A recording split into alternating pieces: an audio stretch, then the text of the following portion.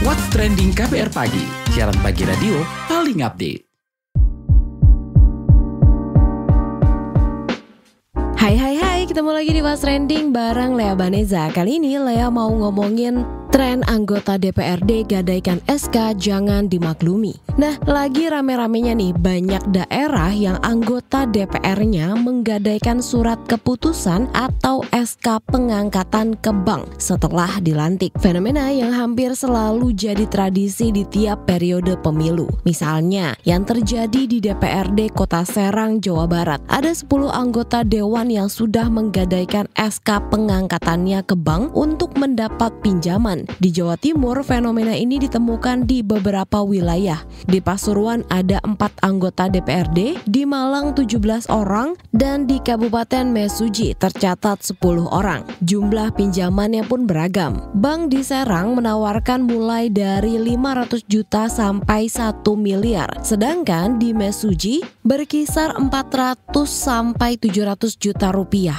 Nah, lama pengembalian utangnya juga beragam, mulai dari 3,5 tahun sampai masa jabatan mereka selesai. Sekretaris DPRD Kota Serang, Ahmad Nuri, menganggap fenomena ini wajar, tidak melanggar undang-undang dan merupakan hak setiap anggota dewan. Karenanya, ia tak bisa melarang mereka menggadaikan SK. Ketua sementara DPRD Kota Serang, Muji Rohman, juga tak berani menyalahkan perilaku gadai SK ini. Ia beralasan anggota dewan perlu uang untuk mengembalikan dana kampanye selama pemilu 2024. Tapi apakah itu layak dimaklumi? Ada nggak sih dampaknya ke kinerja mereka sebagai wakil rakyat? Apa yang salah dari sistem politik kita sampai anggota dewan terpilih sudah berhutang padahal belum mulai kerja? Kita bahas setelah komen netizen plus 62 berikut.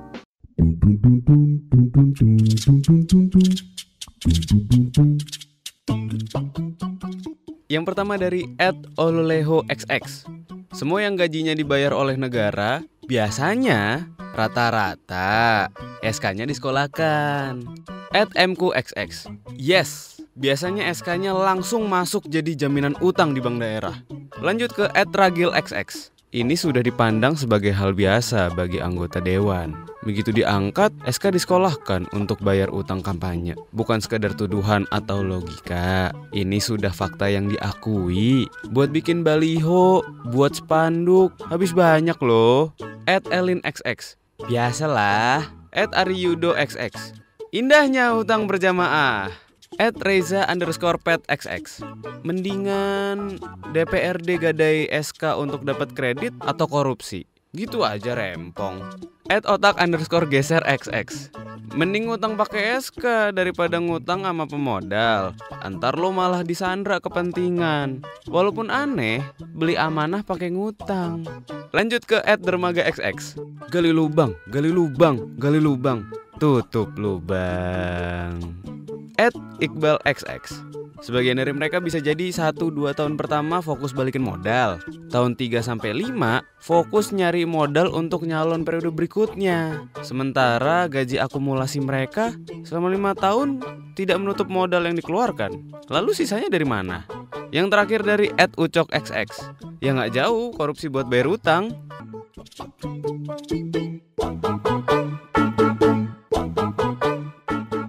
Nah, kita dengerin dulu yuk pengakuan Syarif Hidayatullah alias Gus Sentot, anggota DPRD Jombang, Jawa Timur. Politikus Partai Demokrat ini sudah menggadaikan SK-nya buat modal usaha. Katanya ya. Itu bukan gade, titip biar nggak hilang, biar nggak ketelisut. Karena memang kita kan ya secara tidak langsung yang nawari kan juga bank sendiri sih, ya kan. Apalagi bank juga percaya sama kita karena kita potong gaji, ya kan. Dan yang dipotong kan yang gaji-gaji pasti loh Mbak. Ya alasan lain ya orang kalau nanti tanya saya butuh duit ya katanya gak pantas. Aku dikira guyonan sama terus butuh duit Mbak. Jadi ini kayaknya terjadi di seluruh Indonesia, nggak cuma di Jombang saja. Cuman momentum ini istilahnya yang penting kami tidak melanggar hukum, tidak melanggar aturan yang ada, kan nggak jauh beda dengan eksekutif juga.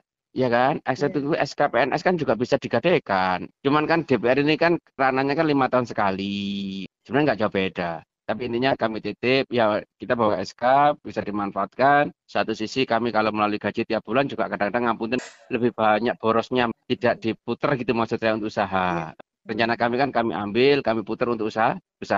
Kalau saya itu tergantung person masing-masing ya. Bisa jadi ada teman kami yang mungkin dulu mungkin bisa jadi ada hubungan dengan pihak ketiga, keempat, kami kan tidak tahu. Itu urusan person masing-masing. Tapi yang jelas, seandainya nantinya ke saya untuk apa Gus? Ya anggap aja untuk modal, usaha, sehingga insya Allah bisa memutar perekonomian yang ada. Tidak cuma menggantungkan dari gaji. Ya hampir semua, tapi saya nggak tahu persis karena ini kan personal. Perilaku ini tuh terasa janggal banget kan ya.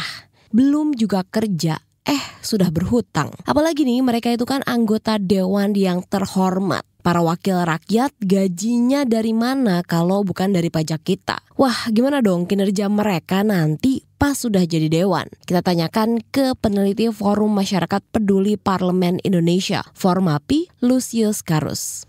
Pak Lusius, belakangan ini kan ramai ya Pak soal anggota DPRD nih yang baru dilantik, dia malah menggadaikan SK-nya ke bank. Soal ini gimana nih Pak tanggapannya?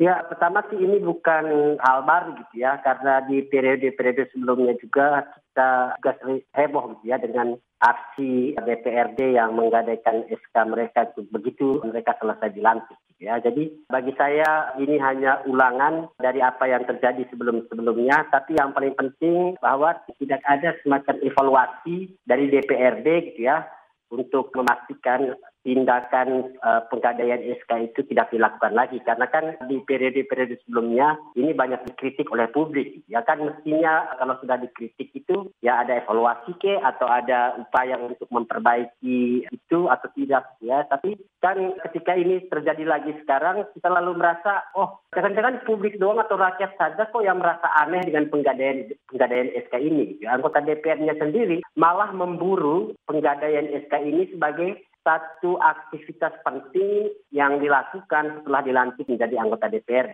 gitu. Nah Pak, tapi kalau ke efek ke kinerja DPRD-nya nanti itu bakal seperti apa sih? Saya kira sih pertama dengan aksi penggadaian SK persis setelah dilantik, buat saya ini menunjukkan bagaimana orientasi anggota DPR yang ada gitu ya. Kalau kita idealnya itu kan mestinya mereka mengikuti pemilu dan setelah terpilih yang harus dipikirkan pertama itu adalah rakyat yang telah memilih mereka. Bagaimana kemudian menunjukkan hormat kepada rakyat yang telah memberikan suaranya sehingga anggota DPRD itu terpilih. Ya. Tapi lalu apa yang ditunjukkan oleh DPRD dengan menggadaikan SK begitu setelah dilantik itu terlihat betul bagaimana orientasi anggota DPRD itu berubah langsung menjadi sangat pragmatis gitu ya dengan menunjukkan bahwa uang itu menjadi hal penting untuk mereka siapkan di hari pertama mereka bekerja sebagai anggota DPRD. Ya, jadi ini memang seolah-olah menunjukkan bahwa setiap anggota DPRD yang terpilih itu betul-betul telah menghabiskan uang mereka selama masa kampanye gitu ya.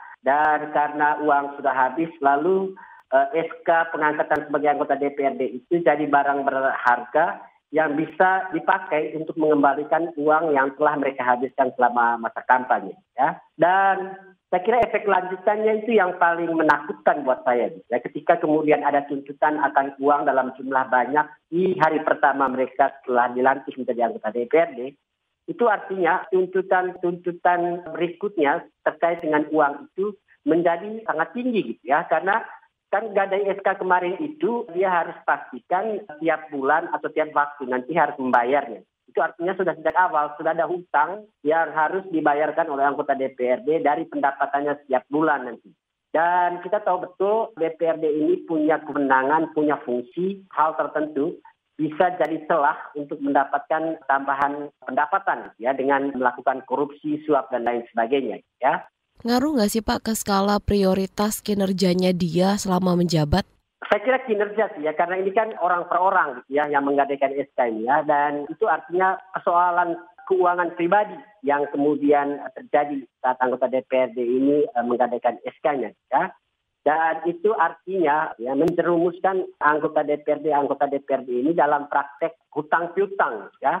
Dan kalau sudah sejak awal punya ikatan hutang piutang, Ya, bagaimana bisa mengharapkan orang-orang itu akan memikirkan nasib rakyat, akan memikirkan apa yang seharusnya dikerjakan sebagai wakil rakyat sesuai dengan perintah undang-undang.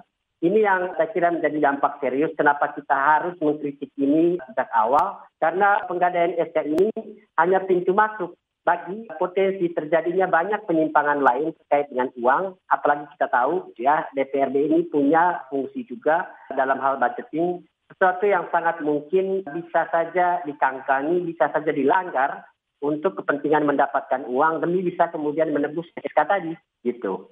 Nah Pak, ini kan masa jabatan anggota DPRD itu kan 5 tahun gitu ya, satu periode. Nah ambillah contoh misalnya di Serang gitu ya, yang gajinya itu 40 juta tuh gaji dan tunjangan. Dan ini kan juga belum dipotong setoran ke partai gitu ya Pak ya. Ini tuh gimana sih mereka bisa membayar hutang ini gitu? Ya itu ya. Jadi soal kan ada begitu banyak nanti tuntutan pengeluaran gitu ya. Sementara mereka itu sudah mengambil banyak di awal kan dengan menggadaikan SK itu gitu ya. Dan itu artinya menambah beban lagi gitu. Ada beban harus setor partai, masih ada beban harus misalnya ya membantu ini dan membantu itu. Ada beban lain lagi harus membayar utang dari penggadaian SK yang dilakukan ke bank ya. Itu artinya kan anggota DPRD yang menggadaikan SK-nya itu sejak awal sudah mengikatkan dirinya pada persoalan, pada masalah gitu, yang membuat dirinya bisa saja terjebak dalam lingkaran setan masalah gitu terkait dengan uang dan korupsi. Nah kalau dari sisi pengambilan kebijakan gimana nih Pak? Dampaknya juga ke masyarakat seperti apa? Dari proses pengambilan kebijakan saya kira kan DPRD ini nanti akan bekerja bersama dengan pemerintah itu ya, karena posisi anggota DPRD kita itu bagian dari elit pejabat daerah gitu ya. Dan secara fungsi seperti juga DPR RI gitu ya, mereka punya fungsi legislasi, membuat perda gitu ya, ada juga fungsi pengawasan, kontrol terhadap pemerintah, dan yang terakhir ada fungsi anggaran, melakukan pembahasan anggaran dengan pemerintah. Dan tentu saja di fungsi anggaran ini atau di fungsi pengawasan juga saya kira potensi penyimpangan atau permainan anggaran itu bisa sangat mungkin terjadi dan dilakukan oleh anggota DPRD untuk kepentingan mereka pribadi ya, karena kita tahu dia butuh uang gitu ya, dan dia tahu bahwa anggaran daerah itu dibicarakan bersama dengan mereka oleh pemerintah gitu ya. Itu artinya ada celah yang bisa dimainkan oleh anggota DPRD agar bisa mendapatkan uang. Tentu saja ini sangat mungkin terjadi ketika hampir semua anggota DPRD melakukan aksi penggadaian SK yang sama ya, dan untuk rakyat saya kira efek paling nyatanya kalau anggota DPRD sibuk dengan urusan uang pribadi, dengan sibuk membayar utang pribadi, ya lalu tidak ada ruang untuk kemudian memikirkan rakyat. Begitu juga anggaran. Anggaran yang seharusnya untuk rakyat, kalau nanti anggota DPR-nya sibuk mencari celah di anggaran daerah, itu artinya kepentingan masyarakat untuk bisa dilayani dengan baik oleh pemerintah daerah itu juga akan terganggu. Jadi saya kira efek lanjutannya itu akan sangat panjang dan sangat merugikan rakyat. Perlu nggak sih Pak perbaikannya misalnya gitu ya, peningkatan dana parpol dari pemerintah gitu? Saya kira sih mungkin tidak usah terlalu terburu-buru sampai ke parpol segala macam. Bagi saya sih paling penting bagaimana menambahkan dalam aturan yang ada gitu, agar SK itu tidak jadi barang berharga yang bisa digadaikan oleh anggota DPRD ke bank untuk mendapatkan uang. Ya, itu untuk mencegah banyak kemungkinan terjadi kong kali kong, terjadi penyimpangan dalam anggaran dan lain sebagainya. Jadi dalam konteks kita ingin terus memberantas korupsi, mencegah korupsi, kita harus memastikan di undang-undang terkait dengan DPRD itu ada aturan yang melarang agar SK itu tidak boleh digadaikan ke bank oleh anggota DPRD. Gitu. Oke baik, terima kasih Pak Lusius. Yuk. Kalau kita melihat komen-komen di media sosial, banyak nih yang sanksi mereka, para pegadai SK bakal bisa kerja benar. Jangan-jangan mereka malah korupsi nih saat menjabat buat lunasin utang. Tapi nggak sedikit juga nih yang menganggap tren gadai SK ini hal wajar dan normal. Apalagi hampir di tiap periode, ini tuh seperti tradisi. Ini nih terkait ongkos politik di Indonesia yang terbilang mahal. Nah, tapi apa iya perilaku ini tuh kudu dimaklumin? Kita tanya ke peneliti senior Badan Riset dan Inovasi Nasional, BRIN Siti Zuhro. Ibu, aku mau tanya nih Bu, ini kan belakangan lagi rame gitu ya Bu, jadi perbincangan kalau anggota DPRD di beberapa daerah itu mereka setelah mendapatkan SK atau dilantik, mereka tuh buru-buru ke bank untuk mengambil pinjaman atau menggadaikan SK-nya itu nih Bu. Nah, mungkin ini Ibu melihat apa sih Bu yang jadi penyebab mereka ini menggadaikan SK usai dilantik, dan benarkah kalau itu tuh ditengarai karena ongkos politik yang mahal, Bu? Iya, sudah betul itu jawabannya. Jadi apa yang disampaikan Pak Prabowo itu maksudnya kan pemilu ya, demokrasi itu mahal, kan gitu ya. Ya itu antara lain, karena demokrasinya mahal, maka ketika calon gitu tidak cukup ditopang oleh modalitas dari biasanya investor pilkada kan gitu ya, maka dia bisa jadi utang-utang gitu ya. Uangnya pas-pasan masih, lalu dia mengagunkan hutang tadi itu, mau tidak mau dia harus katakan gitu, mengembalikan dengan catatan. Lah itu kalau menang, kalau kalah kan lebih dapat 2 kali capeknya gitu kan. Ini. Jadi memang untuk sementara praktek demokrasi langsung kita, pemilu legislatif maupun pilkada maupun pilpres itu semua pemilu itu ternyata mahal. Nah, mahalnya seperti itu akhirnya juga menjadikan kualitas demokrasi kita juga tidak bagus akhirnya gitu. Yang diseleksi bukan kualitas orang gitu, tapi lebih pada popularitas, dan tingkat popularitas dan elektabilitas tadi itu ternyata sama sebangun dengan uang yang harus dikeluarkan kan itu untuk mendapatkan popularitas. Kalaupun dia sudah lulus popularitas karena dia katakan artis gitu, sudah populer, tinggal mencari elektabilitasnya. Elektabilitas itu juga identik dengan uang kan itu. Oke, berarti untuk mendapatkan posisi itu memang semuanya itu harus ditunjang uang gitu ya, Bu? Harus dibeli, betul. Jadi ketika dia menjabat pun akhirnya orientasinya untuk mengembalikan modalnya tadi gitu ya? Iya, itu kalau kepala daerah contoh ya, itu kan mungkin didanai gitu ya oleh UHIR kan gitu. Lah itu juga nggak gratis, semua kebijakan-kebijakannya mulai kan dikawal oleh siapapun pemodalnya.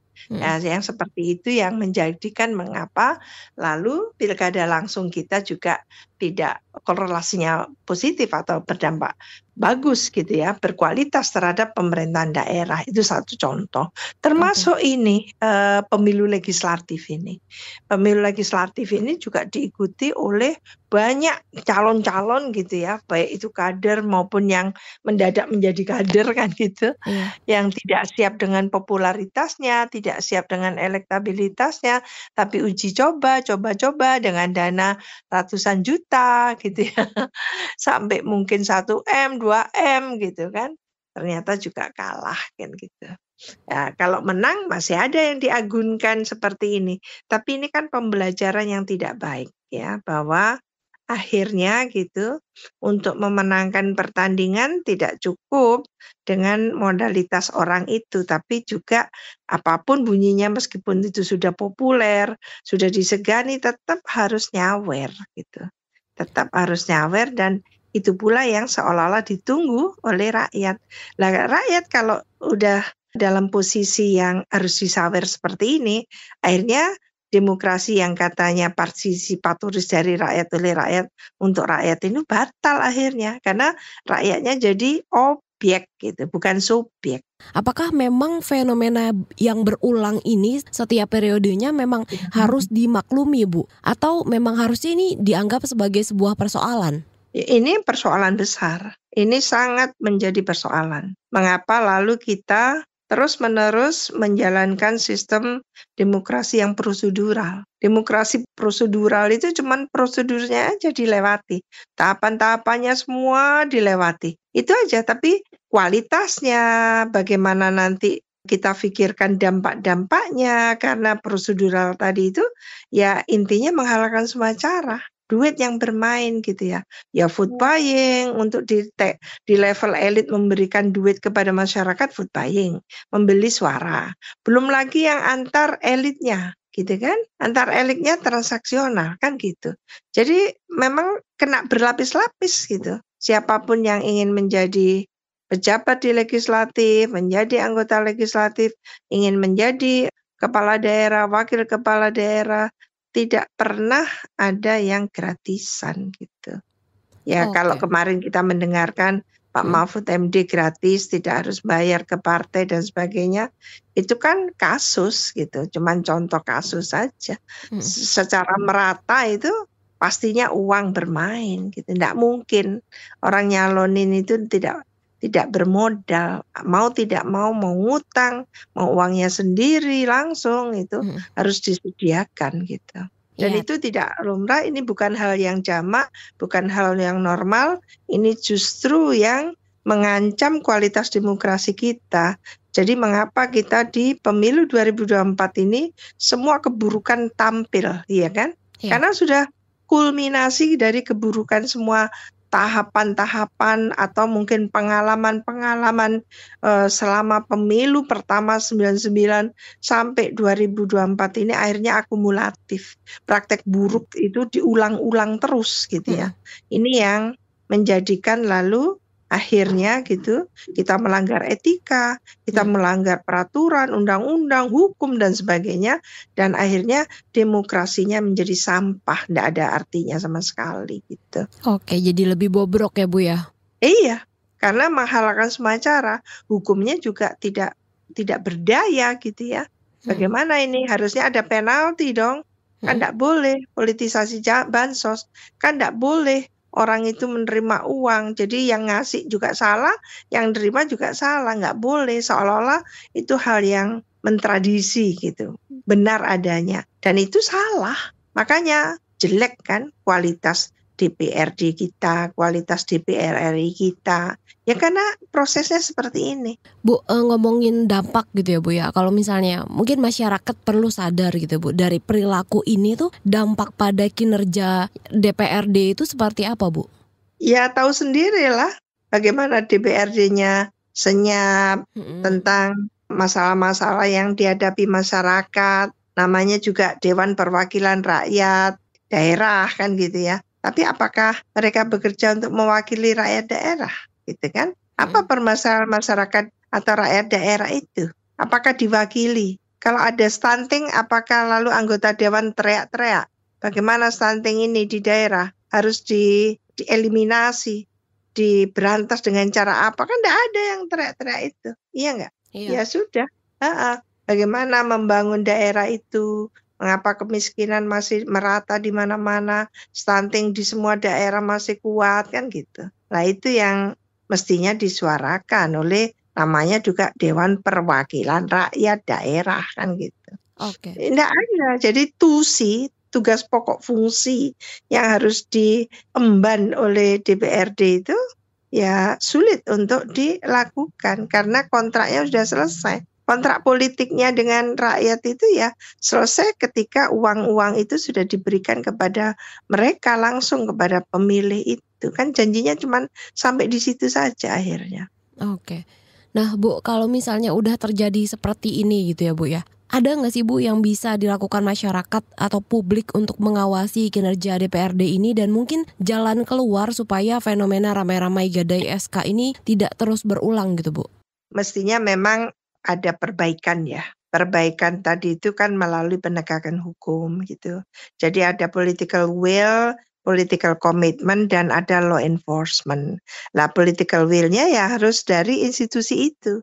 Mulai dari institusi partai politiknya, institusi menjadi DPRD, mereka kan bermetamorfosis dari politisi sebagai di partai politik lalu menjadi anggota dewan, bisa menjadi kepala daerah, bisa menjadi menteri, bisa menjadi gubernur, bisa menjadi presiden dan seterusnya. Jadi memang ada perbaikan itu diawali oleh partai politik karena partai politik yang menjadi sumber rekrutmen gitu ya, rekrutmen kepemimpinan tadi itu. Maka ketika menjadi sumber rekrutmen kepemimpinan, dia harus bertanggung jawab kan gitu. Harus bertanggung jawab, mempertanggungjawabkan itu. Tapi mungkin nggak sih Bu, kalau misalnya kita balik ke persoalan ongkos politik yang mahal ini, mungkin jadi lebih murah atau mungkin ada solusinya nggak sih Bu terkait masalah ini? Karena kan kalau ngomongin ongkos politik, si partai politik juga kan jadi salah satu faktor ongkos politiknya juga mahal kan Bu?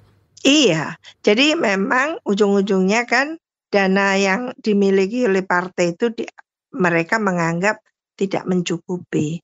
Maka memang ada iuran anggota kan gitu ya. Tapi tetap tidak mencukupi. Negara sudah memberi, tapi dianggap tidak bejibun masih kan gitu. Dulu sekitar 98 atau 100.000, sekarang naik menjadi 1.000 kalau nggak salah, atau mungkin sudah naik lagi gitu kan. Tapi masih tetap dinilai belum mencukupi untuk kegiatan partai yang sophisticated seperti itu, ya nggak gitu. Lah maka mungkin ke depan negara memberikan anggaran kepada partai secara tentu gitu ya, secara formal institusional, dan resikonya adalah semua partai politik harus diaudit kan gitu. Sehingga tidak ada korupsi-korupsi tadi itu. Lah yang sekarang kita saksikan kan ditengarai bahwa ketum partai gitu kan ada masalah hukum sehingga ada politisasi hukum saat ini kan, maka seperti itu harus mulai ditindak gitu. Jadi partai-partai yang menggunakan uang negara nanti ditambah ya. Jadi nanti jelaslah triliunnya berapa gitu kan. Daripada bocor-bocor seperti sekarang ini gitu. Maka memang pemerintahan baru ke depan itu yang diutamakan adalah penegakan hukum. Memberikan payung hukum yang kokoh gitu. Supaya demokrasinya enggak terjadi anarki seperti sekarang ini. Harus ada keterukuran dalam suksesi, dalam banyak hal gitu. Tidak boleh main-main kayak gini, koalisi gitu ya. Yang tentu gitu, ujung-ujungnya langsung berkaitan dengan dana, uang kan gitu. Nyalon, uang kan gitu. Ya kalau begitu halnya ya orang-orang yang sangat the best berkualitas tidak bisa jadi apa-apa akhirnya. Karena tidak mungkin mencalonkan diri. Karena nggak mampu secara keuangan tadi itu. Nggak punya modal ya Bu ya? Iya, yang rugi akhirnya rakyat luas dan negara ini jadi bobrok gitu. Karena bisa diperjualbelikan hanya karena pemilunya juga transaksional, jual beli. Pemimpin yang muncul bukan pemimpin yang statementship, bukan negarawan. Ya penguasa yang jual beli juga akhirnya transaksional tadi itu. Dengan kualitas pemimpin yang transaksional seperti itu, otak mereka itu hanya berpikir untung rugi aja. Bukan berdedikasi kepada negeri, bukan kan gitu. Oke baik, Ibu Siti terima kasih banyak ya Bu ya atas waktu dan penjelasannya. Oke. Newsbeat.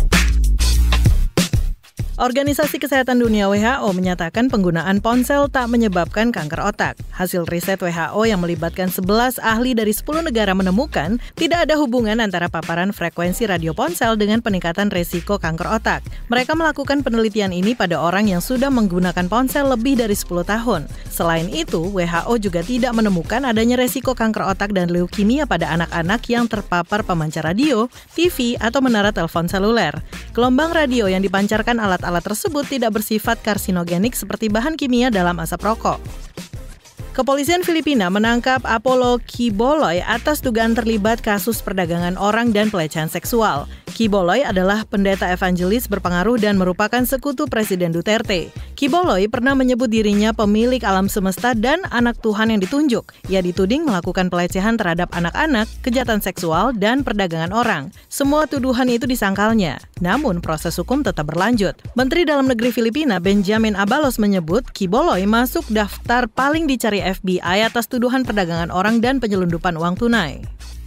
Agensi Haute Atelier Entertainment mengumumkan rencana comeback solo Jennie Blackpink pada Oktober 2024. Untuk perilisan single terbarunya, Jennie menggandeng label rekaman Amerika Serikat Columbia Records. Columbia Records adalah label rekaman dari Sony Music Entertainment yang menaungi artis-artis besar seperti Beyoncé, Adele, dan Harry Styles. Pelibatan Columbia Records dinilai bakal mampu mendongkrak karir Jennie di kancah global.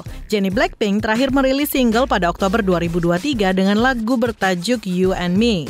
Ia tercatat sebagai artis K-pop pertama yang MV-nya di YouTube ditonton lebih dari 1 miliar kali lewat lagu solo.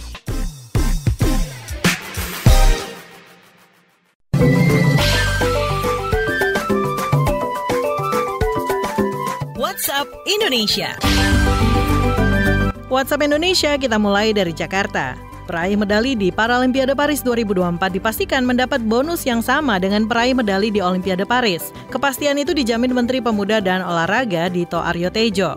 Peraih emas diganjar 6 miliar rupiah dan perunggu 1,65 miliar rupiah. Sedangkan untuk perak, Dito belum menyebutkan karena di Olimpiade, Indonesia membawa pulang 2 emas dan 1 perunggu. Namun, sebagai perbandingan di Paralimpiade Tokyo 2020, peraih perak mendapat 2,5 miliar rupiah. Diperkirakan jumlah ini bakal naik karena bonus untuk peraih emas dan perunggu juga naik di Olimpiade 2024. Di Paralimpiade Paris, Indonesia mencetak sejarah dengan total perolehan 14 medali. Cabang olahraga bulu tangkis menyumbang satu-satunya medali emas yang dipersembahkan ganda campuran Hikmat Ramdhani Leani Ratri Oktila. Bulu tangkis pun sukses mengoleksi medali perak dan perunggu. Cabang lain yang juga menyumbang perak dan perunggu adalah bokia dan atletik. Perolehan 14 medali merupakan yang terbanyak sepanjang sejarah partisipasi Indonesia di Paralimpiade, melampaui capaian 9 medali di Tokyo 4 tahun lalu. Masih dari Jakarta, layanan e-Materai tetap berjalan normal jelang batas akhir pendaftaran CPNS 2024 yang jatuh hari ini 10 September 2024. Pernyataan ini dikeluarkan Perusahaan Umum Percetakan Uang Republik Indonesia Perum Peruri menanggapi protes netizen Plus 62 yang sulit mengakses laman penjualan e-Materai beberapa hari terakhir. Akibatnya, para pendaftar CPNS tidak bisa memasukkan berkas lamaran. Head of Corporate Secretary Peruri, Adi Sunardi memastikan laman meterai-electronic.com bisa diakses dan dapat melayani pembelian kuota e-Materai. Adi mengakui permintaan terhadap e-Materai tetap tinggi jelang penutupan pendaftaran CPNS. Jumlahnya mencapai lebih dari 1 juta pembubuhan e-Materai per hari. Terakhir kita ke Bengkulu. Kejaksaan Tinggi Bengkulu belum bisa menetapkan tersangka kasus dugaan korupsi pembebasan lahan tol Bengkulu Taba Penanjung. Mereka menunggu jumlah kerugian negara yang masih dihitung oleh Badan Pengawas Keuangan dan Pembangunan BPKP. Dalam perkara ini, Kejati Bengkulu menerapkan metode scientific evidence atau pembuktian ilmiah. Menurut Kepala Seksi Penyidikan Pidana Khusus Kejati Bengkulu, Danang Prasetyo, metode itu mampu membantu penyidik menemukan bukti-bukti dugaan korupsi yang selama ini sulit dicari. Demikian WhatsApp Indonesia hari ini.